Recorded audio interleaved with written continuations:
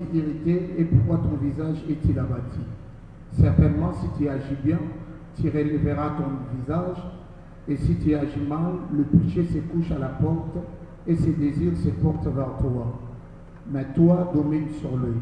Cependant, Caïn adressa la parole à son frère Abel, mais comme ils étaient dans les champs, Caïn se jeta sur son frère Abel et le tua. L'Éternel dit à Caïn, où est ton frère Abel? Il répondit, je ne sais pas. Suis-je le gardien de mon frère? Et Dieu dit, qu'as-tu fait? La voix du sang de ton frère crie de la terre jusqu'à moi. Rapidement, nous prenons Matthieu chapitre 5, le verset 8 à 9. La Bible dit, heureux ceux qui ont le cœur pur, car ils verront Dieu. Heureux ceux qui procurent la paix, car ils seront appelés fils de Dieu. Parole du Seigneur. Amen. Mettons-nous et mon plus fort pour la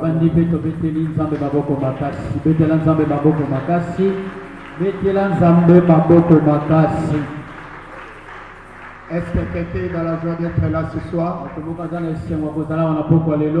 Alors que Dieu soit loué pour la grâce qu'il nous a accordée ce soir. Bien-aimés dans le Seigneur, c'était depuis le mardi que nous avons démarré notre programme. C'est par là, j'honore encore la grâce de l'homme de Dieu Givenchy. Merci beaucoup pour le message. Je suis aussi reconnaissant à notre maman. Merci pour le message. On était vraiment bénis. Et je sais que ce soir, Dieu a prévu encore de nouvelles choses pour nous. Alléluia. Amen. Alors, pendant ces 4 jours, nous parlons sur les 5 dimensions de la réconciliation. Vous savez, quand on dit les 5 dimensions de la réconciliation, en d'autres termes, on va dire tout simplement les 5 étapes de la réconciliation. On ne peut pas parler de la réconciliation là où il n'y a pas la séparation. Vous savez, pendant que j'étais en train de préparer le thème, j'ai réfléchi un peu sur la réconciliation. La première des choses, nous devons savoir quelque chose. Nous sommes des réconciliateurs. Mais on n'est pas appelé pour nous réconcilier. Ce que n'oublie pas est que nous sommes dans l'assemblée de réconciliation Cana. C'est-à-dire toute personne qui est dans cette assemblée, il est un réconciliateur. Il n'est pas un diviseur. Ça, c'est quelque chose que nous devons noter. Alors voici la définition que j'avais tirée. La réconciliation est un processus par lequel les relations endommagées se transforment en relations de confiance.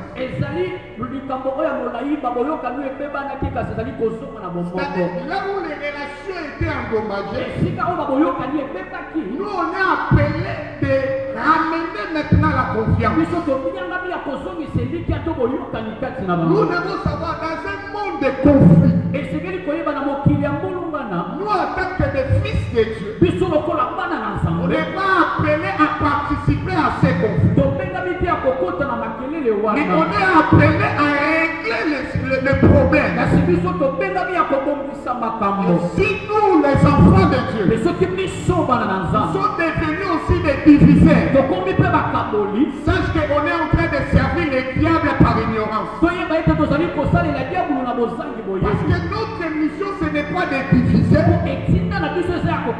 mais c'est de réconcilier. Et bien aimé dans le Seigneur, lorsqu'on veut réconcilier deux personnes, la première des choses, il faut leur montrer leurs erreurs et traiter les problèmes. Je ne peux pas réconcilier avec mon frère si je ne reconnais pas mes erreurs.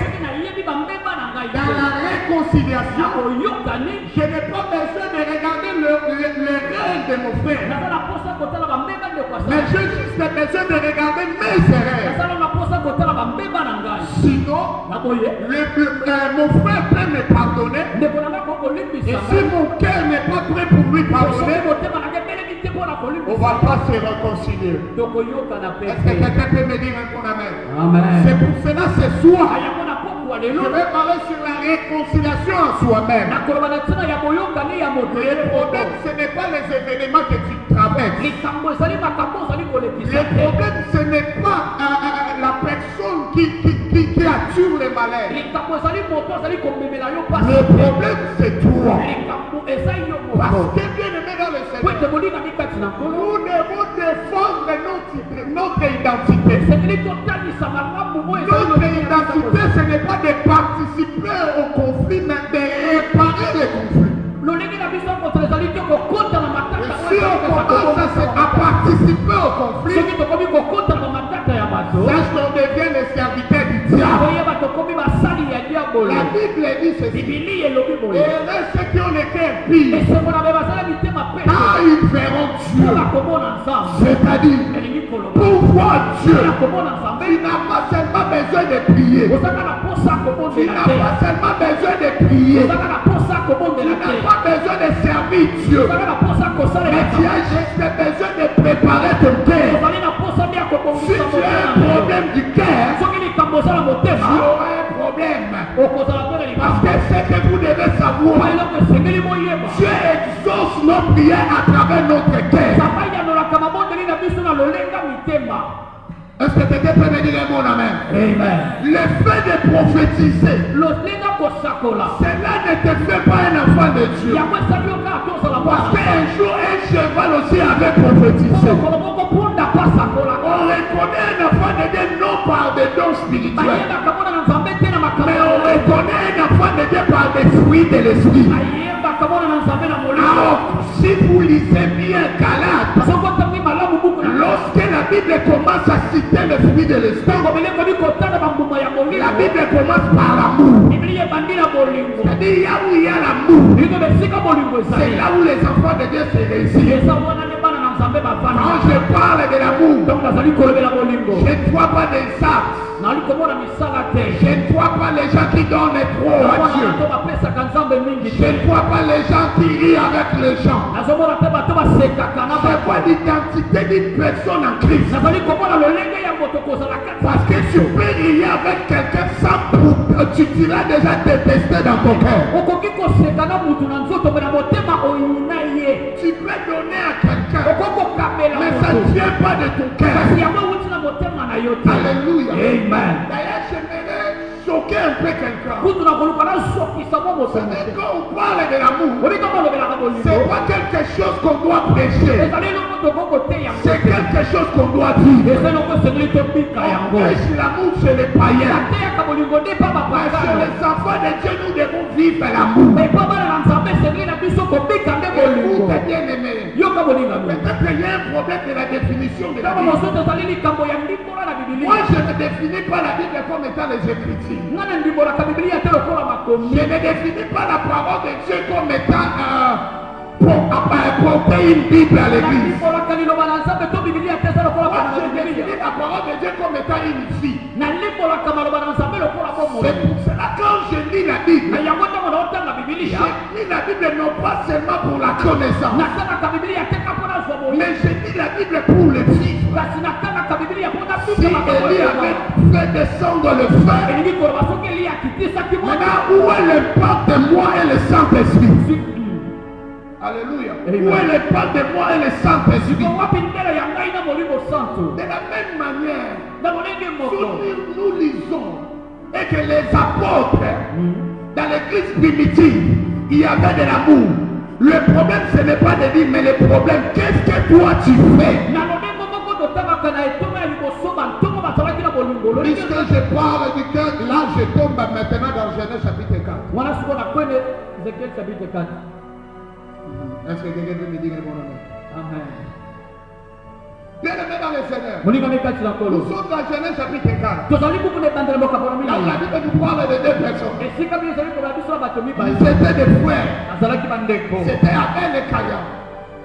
La première des choses que vous devez savoir, on ne peut pas se réconcilier avec tout le monde. Parce que ce que vous devez savoir, il y a des gens qui ne sont pas prêts à se réconcilier.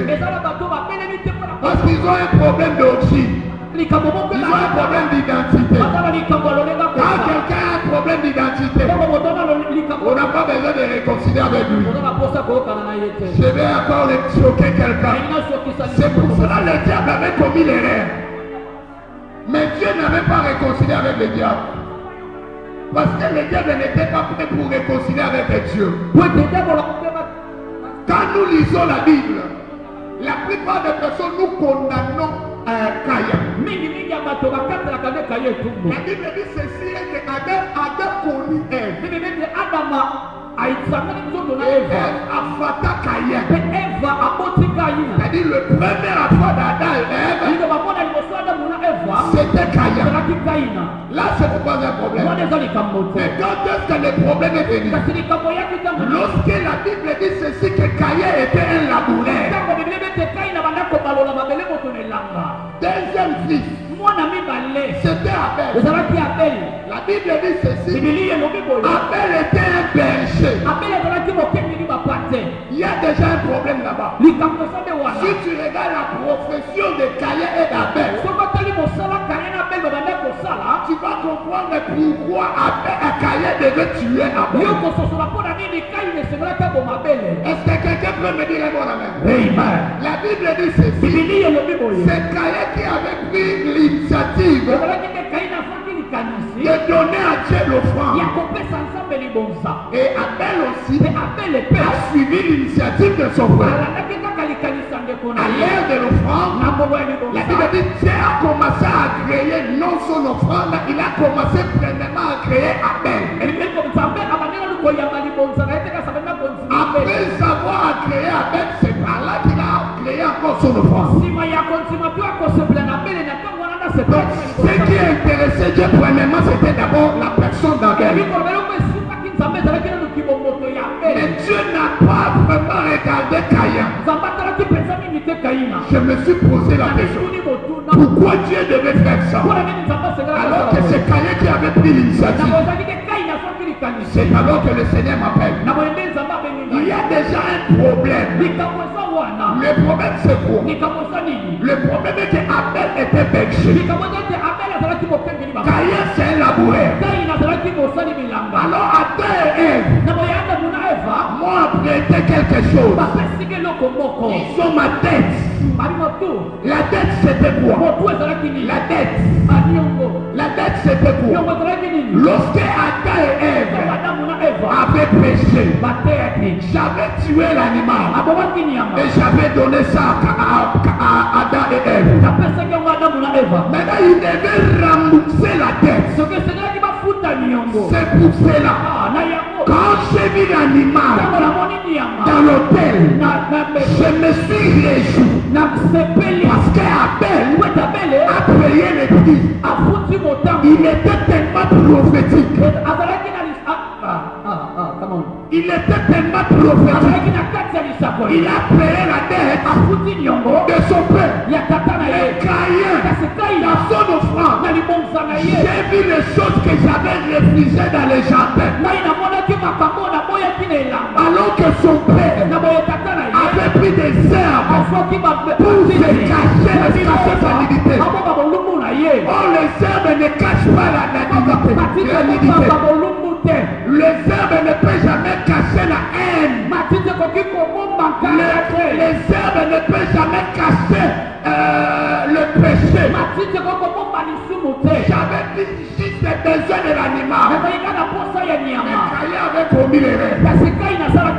Et la Bible dit ça développait la haine chez Caïn. Et le problème ce n'est pas aussi Caïn. Si j'étais là ce jour-là, j'allais dire à Caïn, tout ton frère.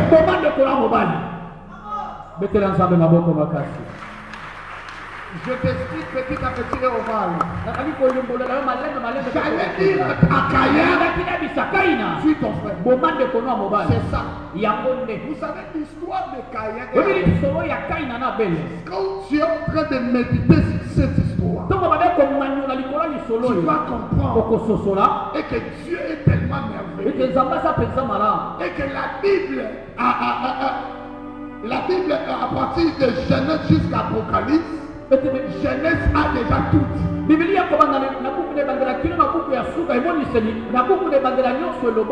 tu maîtrises Genèse, tu maîtrises toute la Bible. Vous savez pourquoi Caïn devait tuer Abel? La première des choses que tu dois savoir, sur la terre, Dieu avait deux fils. Le premier fils, c'était le premier Adam.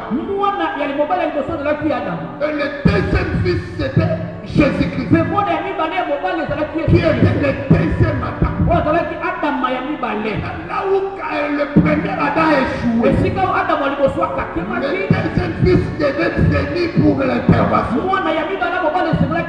Oh, le premier fils de Dieu était un laboureur parce qu'il cultivait la terre. Le deuxième fils de Dieu était un berger. Il était le bon berger. C'est pour cela Jésus devait être tué pour le bénéfice des laboureurs. Quand Dieu dit à Ève, quand Dieu dit à Caïn que tu es maudit, lisez bien l'histoire, tu vas comprendre que le sang d'Abel avait aidé à Caïn de développer.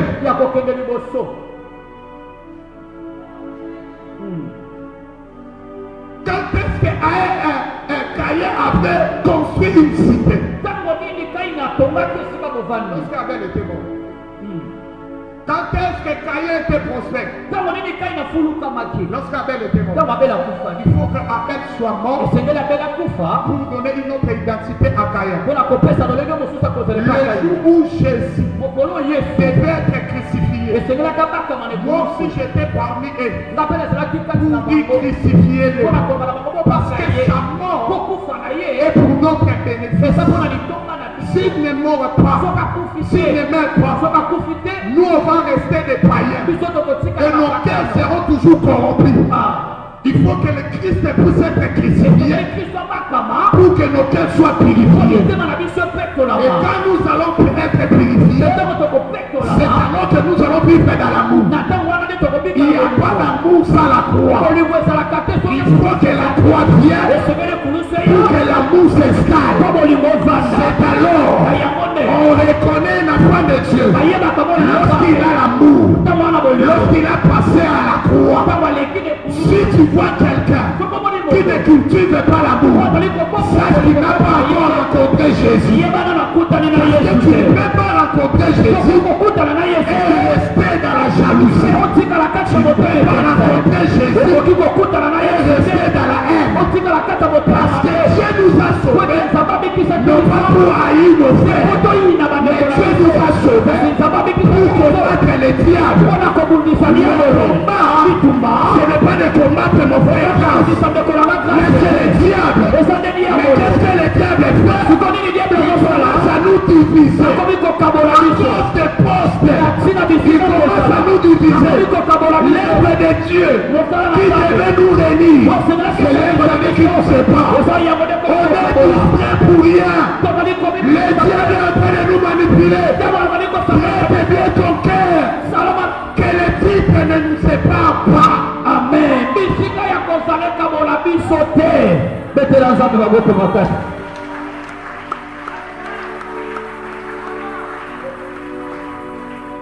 Est-ce que tu parles à quelqu'un? Alléluia. Amen. Écoutez bien. Vous devez savoir. Là où il y a des divisions, la haine se développe. La manifestation de Dieu devient difficile. Même si on parle des montants, Dieu ne va pas se manifester. C'est pour cela que Jésus avait dit aux disciples, avant le Pentecôte, réunissez-vous. il n'y a pas le Pentecôte, s'il n'y a pas la réconciliation, il n'y a pas la spiritualité, s'il n'y a pas la réconciliation, bien-aimé dans le Seigneur, pourquoi on s'est détruit? On est des frères. Réveillons-nous. Quitte à la haine, quitte à la jalousie. C'est ton frère, ta sœur, cible de cette église. Les cibles, ce n'est pas mon frère. Les cibles, c'est les diables. Les armes pour combattre les diables. Mais je n'ai pas des armes pour combattre mes frères. Je n'ai pas des armes pour combattre mes frères. Mais si le diable vient, il va rencontrer le Dieu surnaturel. Il va rencontrer mon Dieu. J'aimerais dire à quelqu'un, même une famille qui est divisée, cette famille ne vivra pas la bénédiction. À chaque fois, Dieu, quand il vient dans votre famille, la première des choses, Dieu exige l'amour. Parce que s'il n'y a pas l'amour, à cause de haine, des grâces sont tuées. À cause de haine, les grâces sont tuées. À cause de haine, les gens n'arrivent pas à aller trop loin dans la vie. Entrer les gens à l'église, on n'arrive pas à gérer bien les gens qui sont avec nous. Gérons d'abord les gens qui sont avec nous. Avant d'appeler d'autres personnes,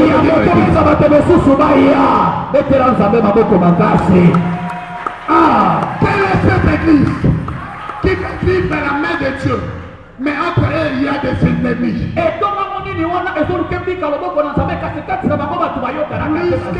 Les diables, vous savez, le diable est en train de nous vivre.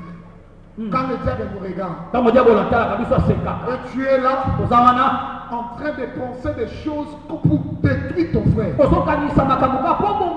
Tu donnes des faux témoignages pour ton frère. Parmi vous, il y a des mamans qui ont avorté même leur fille. Ils n'ont jamais dit ça à l'église. Ils n'ont jamais dit ça à l'église. C'est une seule donne. Mais ce qui ne commence pas tout le monde le publie. Il n'y a pas l'amour. Tu n'es pas aussi un enfant de Dieu. Quelqu'un qui a l'amour, il va garder le secret de faiblesse de son frère. C'est ça vrai ou faux, je vais d'abord le dire.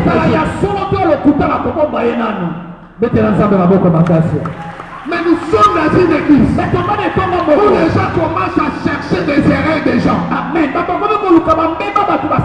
Pourquoi il a marché avec cette scène? Il a devait commencer à regarder église qui soupçonne tout.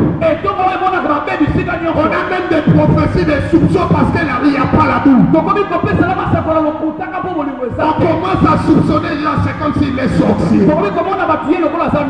C'est comme si le Saint-Esprit commence à soupçonner comme nous. Frères et sœurs, c'est pour cela qu'il n'y a pas la bénédiction. Tu peux donner à Dieu. Mais si tu ne vis pas dans l'amour, tu n'auras pas la bénédiction. Parce que quand tu es béni, il ne va pas te bénir pour montrer à tes ennemis que tu es béni. Tu es béni une personne pour que la personne devienne une source de bénédiction. Amen.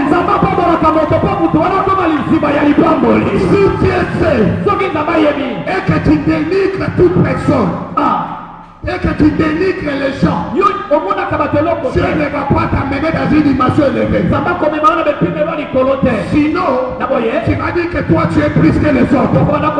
Il n'y a pas plus que les autres. On a juste besoin d'accomplir la volonté de Dieu.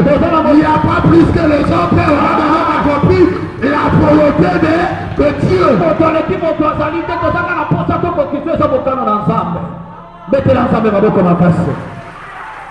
On est dans des bassesses. Moi j'ai gagné autant de personnes à Cana. Moi j'ai fait autant des années. Je travaille plus que eux. Tu es serviteur de nous, mais tu n'es pas serviteur de Dieu de nous.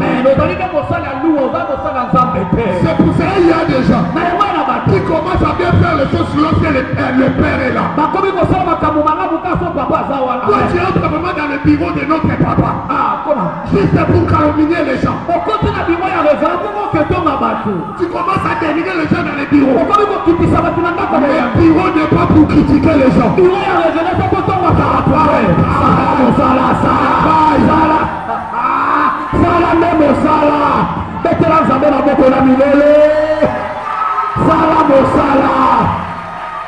On a détruit les gens qui ont la grâce. À cause de la haine qu'on a développée dans nos cœurs. Il y a des gens.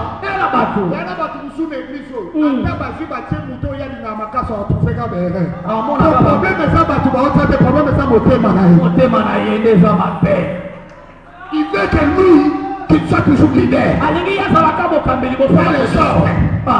les autres. C'est pour cela qu'il est prêt à sacrifier les témoignages des gens à cause de son poste. Distraction. Même si on t'appelle grand serviteur, mais toi tu crains Dieu. Si les ciels ne te témoignent pas, tu es en train de passer le temps pour lui. Est-ce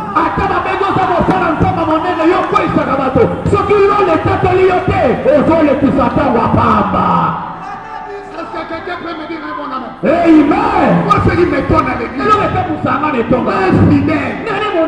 peut commencer à calomnier et son comité. C'est du ça. Il n'y aura pas la bénédiction. La malédiction plus. Même si tu donnes des serments de la sang, si tu n'honores pas les gens que le Père a élevés, tu es maudit. Moi,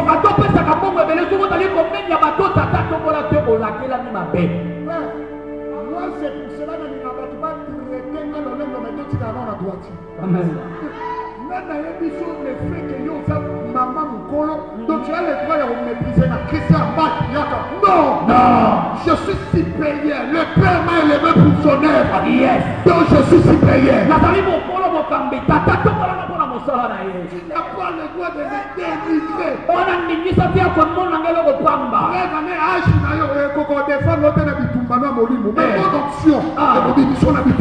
Yes. Betela nzambe na milolo, beta maboko na milolo. Come on.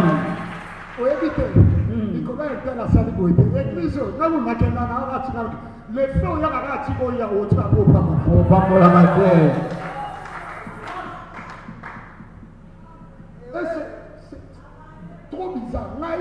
Na fani na bana space quoi. Na bana msaba moi vous matiti azarabu. Mokambi bulabo. Eza la moi mokamba ya problème information et là ça bassesse. Amen. Asala posa ka motivi ko di mangwa solo na kokota na masolo na yabo zoba te. Bato bani na yenda mimi msamutu malabu. Ba wana nyoso ba na le faux. Yenda ba na le faux. Yenda ça m'appelle. Come on. Quand Dieu voit une église, Dieu voit une église comme étant une famille. Dieu ne voit pas les individus, mais il voit plusieurs personnes.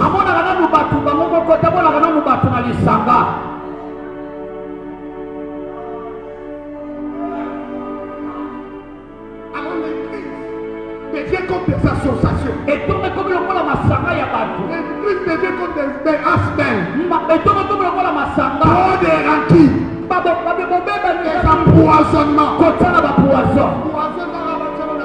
Les frères ont détruit déjà la réputation de des empoisons. Amen. Come on.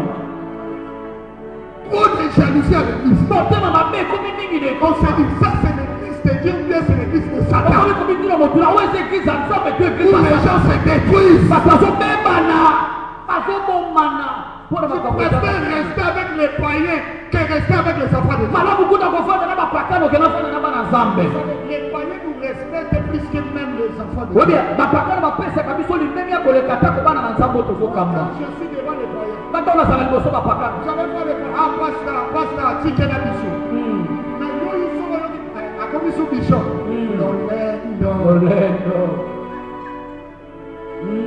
Comment? Tu es en train de chercher les erreurs des autres. Tu es en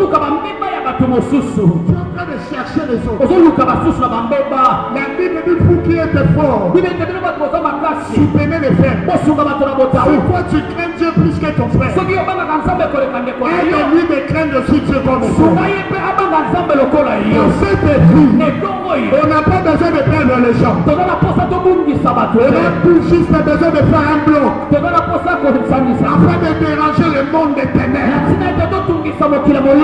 Sauf que Judas sera écarté parmi nous. J'aimerais dire à quelqu'un, si tu es Judas, Dieu va t'écarter. Dieu va t'écarter. Même s'il y aura des incompréhensions, cela ne doit pas amener la haine à nous. Quand ton cœur est pur, ton frère peut aussi te faire du mal. Parce qu'on est des humains. Mais cela ne te donne pas le droit de développer la haine. Il y aura des incompréhensions. Cela ne doit pas te pousser à haïr ton frère. Il y a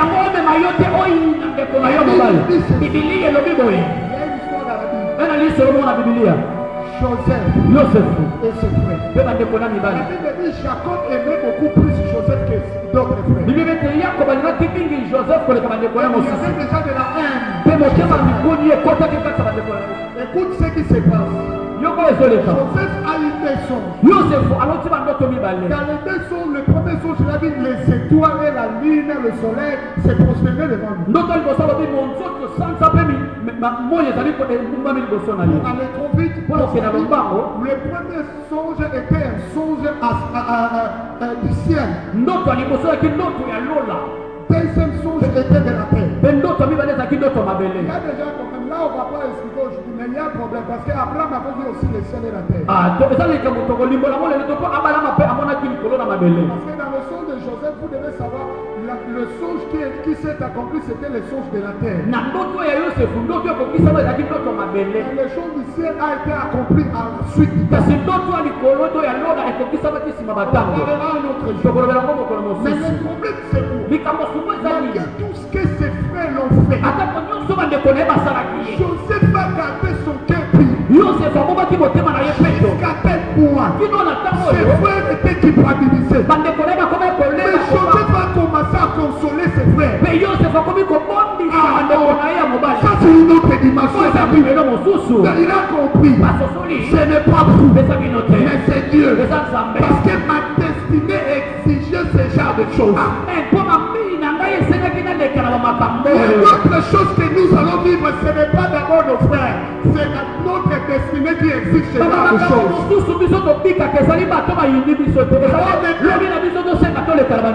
Ne développe pas la haine contre tes frères. J'aimerais que tu regardes le frère qui est à côté de toi, tu lui dis que tu es mon frère.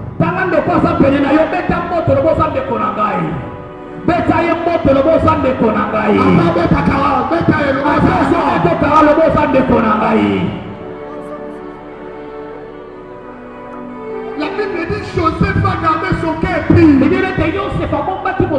n'a pas gardé des rancures. Je sais, on t'a beaucoup blessé dans cette église. Mais on reconnaîtra que tu es un enfant de Dieu.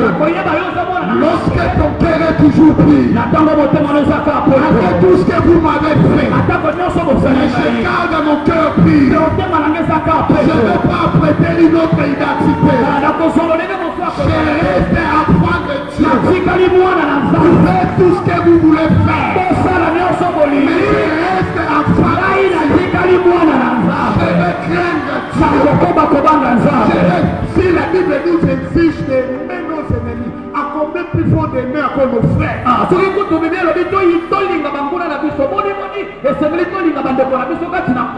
S'il m'a fait du mal, cela ne lui fait pas mon ennemi. Come on. Est-ce que quelqu'un peut me dire un bon amen? Amen. Mais l'église d'aujourd'hui, association des groupes, association des groupes, trop de groupes à l'église, trop de leaders à l'église, les gens qui ont leur parti, ils ont leur conducteur préféré. C'est la sorcellerie. C'est la sorcellerie. C'est la sorcellerie. On ne fait pas la sorcellerie dans cette église. On ne fait pas la sorcellerie dans cette église.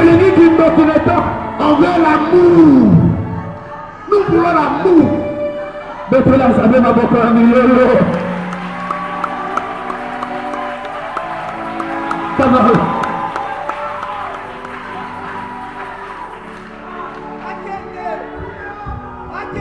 Pourquoi il a fait ça? Pourquoi il a fait ça? Je vois.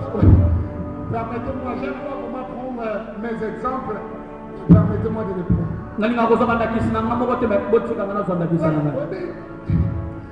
Oga des fois, à cette époque, il y a tout le monde à Simarakis. Allez voir là aussi. Même si on a ma vie sur son nez. Likama. On a un service, le mot là, ma quelche. Dans le rôle. Mais nous devons sur Moïse à le rôle du papa. Et lui, on l'a dit papa. Likama. Sur Moïse, on a la maille, quand on s'est aimé, on a la manteau. Amen. Bon, je vais à la poste manteau, et c'était mes parents.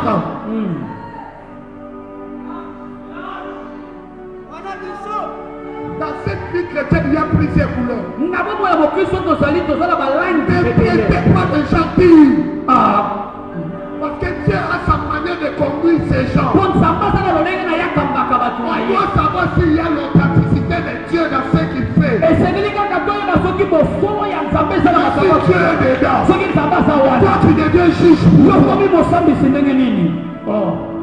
On n'a pas besoin de ça avec lui. Si l'expert est tombé, je dois prier pour lui.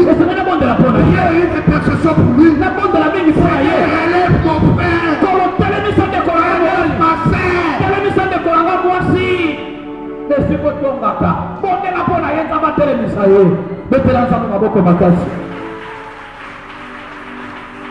Yoka.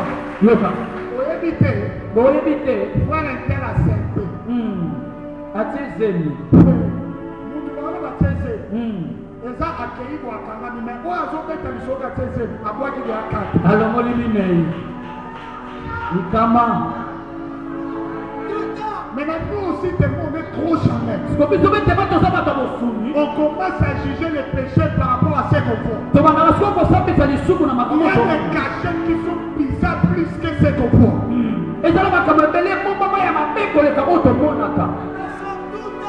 Les chrétiens on est plus spirituels. C'est là moi j'aime prêcher la spiritualité. L'église il a pris la spiritualité. Trop charnel. Tu veux savoir comment est-ce que tu vas arranger les vies. Mais tu ne veux pas savoir comment est-ce que tu dois garder ton mari spirituellement. Amen. Voilà. Moi si il y a un poli, à la spiritualité, alors que nous avons un comportement bien. Comportement bien ne suffit pas. Il faut chercher d'abord la spiritualité. Vous aimez ça?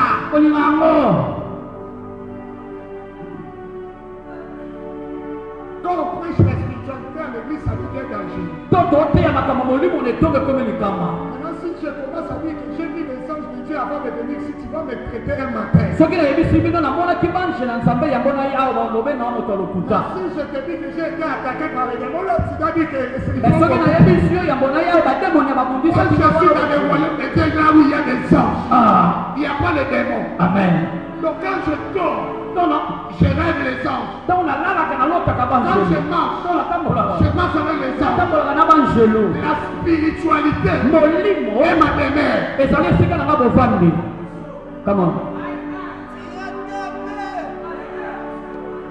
Vous aimez trop, c'est pour cela que vous taquinez beaucoup les gens. Yes. Est-ce que quelqu'un peut me dire un bon amen? Amen.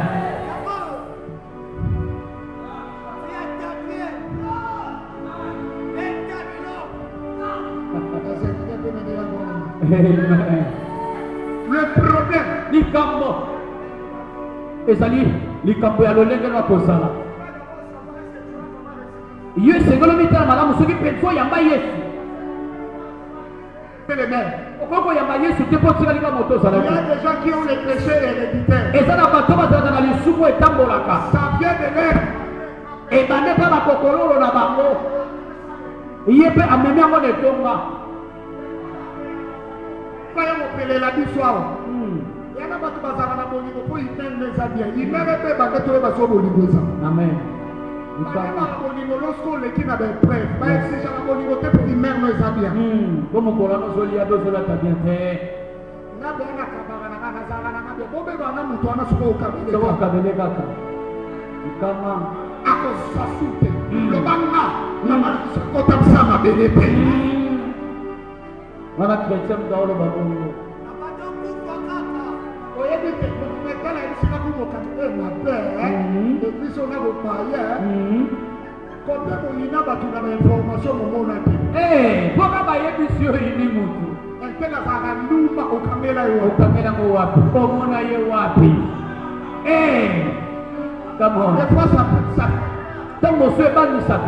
savez, moi quand je marche avec une sœur, je me sens mal à l'aise. Pourquoi? L'autre on a ma tête, à mon on a mis dans ma tête. Tant que vous avez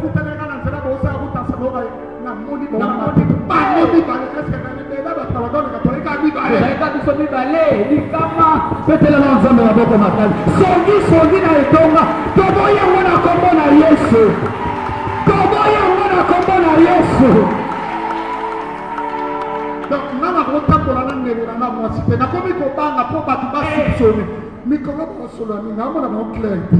Il y a eu ma maître au monde à clair.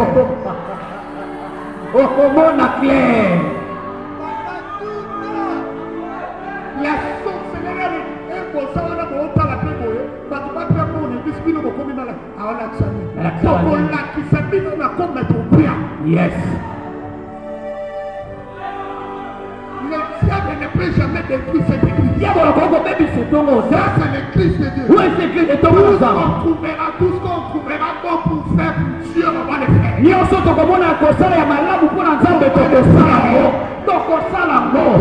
comme vous voulez. Parlez comme vous voulez. Pour la gloire de Dieu. Quand tu parles, moi j'apprends. Moi j'apprends. Ce que vous êtes en train de dire, on va pas détruire mon cœur. Reste pur. Faites comme ça. Et tu ne m'aimes pas. Moi je t'aime. Pas de rancune avec toi. Toi tu penses qu'on a des rancunes? On n'a pas de rancunes. Je ne connais pas les rancunes. Moi je t'aime. Ina na yonga mengana lingaka yo. Betela nzambe maboko makasi. Tonga na yonga mengana lingaka yo. Panzano nga savo mengana lingaka yo kandozala. Alors bien aimé pour finir. Na boye molinga mipona kosilisa. Si tu veux bien garder ton cœur. Somoni bomba motema na yo malamu. Arrête toujours pire. Etika la peto. Ce que tu dois savoir. Et l'eau que Seigneur y est. Première des choses. Et l'eau quoi yambo. Discipline tes oreilles. C'est aliment dans ma cambo mato et boko yoka. Tu n'as pas le droit de tout écouter sur toi. Osana ndingi sate ya koyoka nyoso ba koloba na tina na yo. Yeba kango ana mabelo to sali ha. Mutu nyoso te olinga yo. Amen. Yana bato ba osetela kana yo. Bato pe ma onde bato mkibalwa makile tout à l'heure. Akolinga na yo te. Yes. Alors Satan na nyoso. Yo Satan ozelu. Mato yo yoka nyoso te batela motema na yo. Tu ne peux pas tout écouter. Deuxième des choses, discipline ta bouche. C'est aliment dans mon ce que tu dis là, ça peut enflammer. Et ça va détruire ton cœur. Et la troisième des choses, ne reste pas avec tout le monde. Il y a des gens qui peuvent te détruire facilement. Ils peuvent changer ton cœur. Et tu commences à haïr les gens sans raison. Ne reste pas avec tout le monde. Ce que tu dois savoir, je suis appelé à être un bon terme avec tout le monde. Je ne suis pas appelé à être intime avec tout le monde. J'aime marcher avec les gens que Dieu a placés à côté de moi. Les gens qui vont m'aider. À partir d'aujourd'hui, on va détruire cette mauvaise campagne. Des gens qui parlent que des mal des autres. Dieu pour commencer à dire le mal des autres. Que moi je suis enfant de Dieu, je ne sais pas.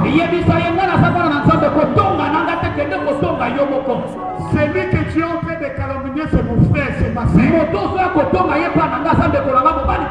Je ne peux pas participer. Église, nous devons faire très attention. Les diables est infiltré parmi nous. Il fait changer nos cœurs pour nous détourner dans notre mission. Notre mission, ce n'est pas avoir des postes à Cana. Notre mission, c'est de servir. Que les postes ne nous divisent pas. Gardons la solidarité. Restons unis. Voyons le royaume du diable. Pas les détruire les diables. Écoute bien aimé. Si on peut être unis, il y aura tellement de grâce.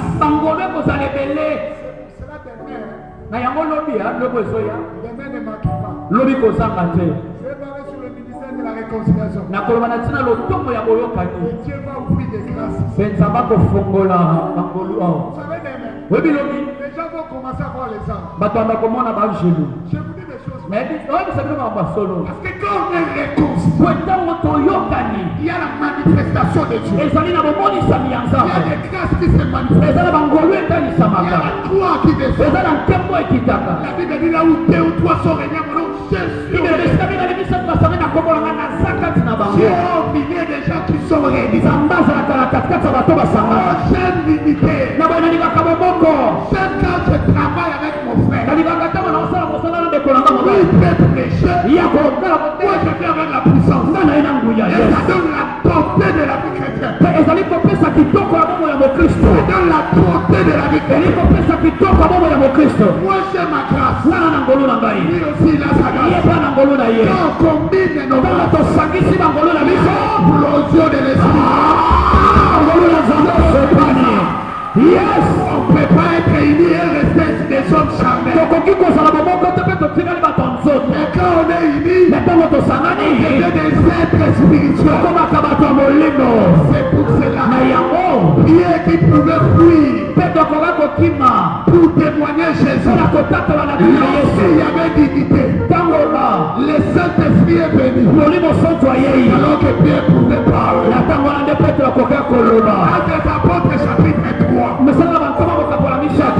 Pierre est déjà monté à l'air de la prière. Pierre est déjà regardé encore le boîtier. C'était Pierre qui avait pris la parole. Lève-toi et marche. Ça n'a pas dérangé Jean. Mais dans la tournée des miracles, Pierre est plus fort que moi. Moi, je vais prendre la révélation que Dieu de ma papa. Yes. Tango Petro alobaki na moboso lo telema pete kole tumisaki Yohani te. Po Yohana yebaki na makambo bikambo ezalaki lelo. Père, tata, réconcilie-nous encore ce soir. Yokanisa biso lisula poko lelo. Besoin de l'unité. La posa bomoko. Afin de vivre les choses de l'esprit. Yatina tobika makambo moyeno. Promesse dans cette église. Yes. Mais la jalousie retarde la promesse. La haine retarde la promesse. Que l'amour règne dans mon église. Que l'amour règne dans ma communauté. Les diables veulent nous diviser à cause des postes qui est plus grand que les autres. Qui fait bien, qui prêche bien, qui fait bien les choses. Père, donne-nous un cœur humble. Qui ne pas se voir plus grand que les autres. Nous voulons te servir avec humilité. Nous voulons te servir avec amour. Si mon frère m'a fait quelque chose, je n'ai pas besoin de dire ça à tout le monde. On peut réparer après nous. On peut réparer après nous. Les moyens sont en train de nous moquer.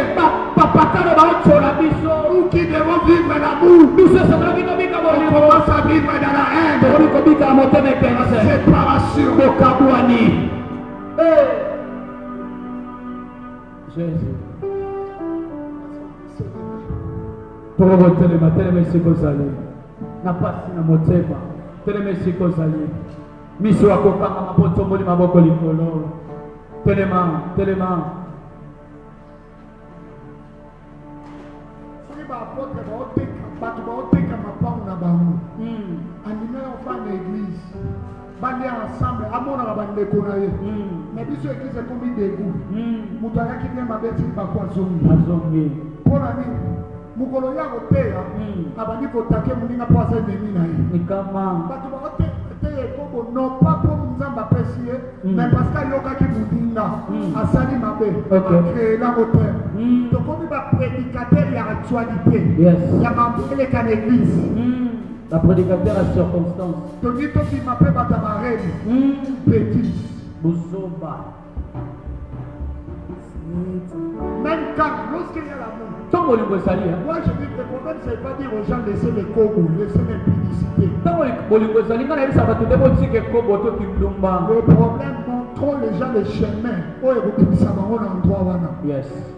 Beaucoup de prédicateurs ici disent ekobo équipabiliser les salles de anasuka pe amateur atire ko la sote nzela ni na obi pour la mutu so na posa tikango mawe ba tenzela ni na ko apprêter poti likama mais biso ko komba homme fort péché muninga et comme sainteté na yo likama donc moi je crains bien pour na ki muninga kuna faiblesse likama come on ça la rakina ba to ko mona ni yo ça père Afrique donc yo no ça na zaka azara na yo mamono so zamba kwa kibango kama